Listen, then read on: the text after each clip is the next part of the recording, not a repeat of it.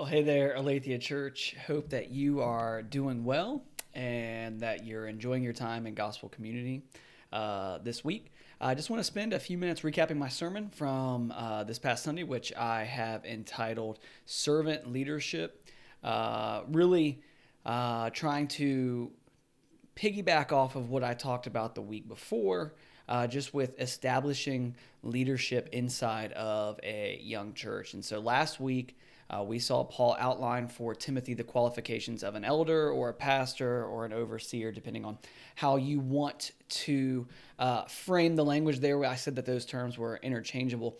This week, we look at the office of a deacon, and we talked about what a deacon was and what they were supposed to do, and then we talked about the qualifications of deacons. And so one of the first things I share with you guys is that word deacon comes from the Greek word diakonos, and it really just means like a servant, someone who executes the orders of someone else. But in Scripture, we see that they are leaders, but they are leaders who serve.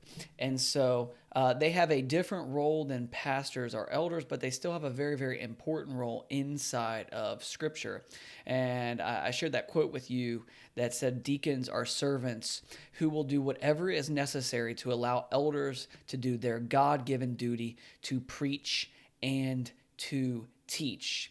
And then I went ahead and dove into the qualifications and the characteristics of deacons. And we see a number of different things there listed in verses 8 through 10. But one of the cool things we see is that Paul uses this term likewise, saying that in the same way that elders are supposed to have certain qualities and characteristics that define them as leaders, that deacons need the same characteristics and qualifications before they should be put into positions of leadership.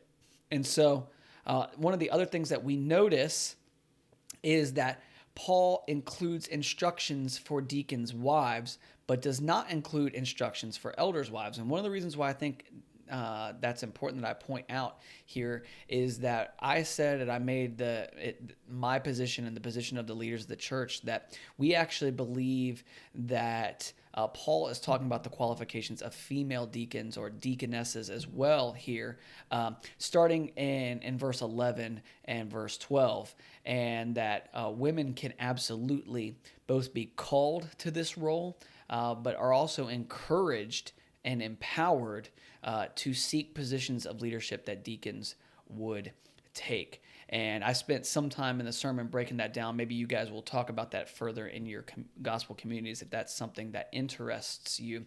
But hopefully I made my point clear in my sermon as to why I believe that Paul is referring to women there as female deacons. Lastly, we see in verse 13 that Paul promises to Timothy that there's a reward that awaits those who are servant leaders inside of the church, that they have a good standing inside of the church, that they also can have great confidence because of their lives having been transformed by the gospel are being spent serving and loving other people, and that's a testimony both to themselves but to those around them. So I hope you guys have a good time talking about deacons this week in gospel community, talking about what deacons are supposed to be and what they're not supposed to be. I know that term in particular carries a lot of both positive and negative connotations with it, depending on what your church background may or may not be.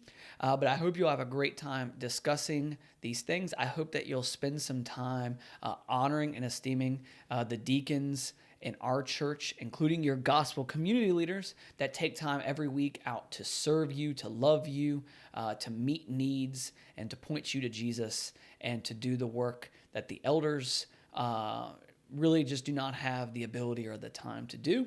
And I hope you will pray for them. I hope you will honor them. And I hope you will also take seriously the fact that God may just be calling you to that role as well. I love you guys. I'm praying for you. Have a great week. Go and be the church. God bless.